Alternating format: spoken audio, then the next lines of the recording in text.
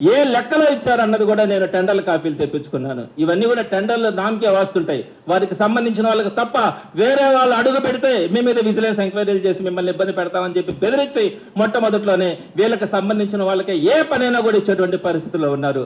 అడ్డగోలుగా దోపిడీ జరిగిపోతా ఉంది. దీనికి సంబంధించి ఈ టెండర్ల కాపీలు కానీ అలానే ఇప్పుడు నేను మీకు చెప్పింది చెట్టు వేయడానికి ఫెన్సింగ్ నాటడానికి 5,446 రూపాయలు అంటే 5,000 రూపాయలు అనుకుందాం మెజారిటీ డివిజన్స్ లో అవుతున్నటువంటి ఖర్చు. ఇకపోతే రెండో పార్ట్ దానికి వాటర్ పోసి మెయింటైన్ చేయడానికి ఒక డివిజన్ కి సంబంధించి వాళ్ళు ఎస్టిమేషన్స్ వేశారు. ఇది ఇంకా టెండర్ రూపంలో ముందుకు రాలే. అన్ని డివిజన్స్ కూడా ఇదే విధంగా చేయాలన్న ఆలోచన ఉంది. ఒక ఎస్టిమేషన్స్ అనేది తయారు చేశారు.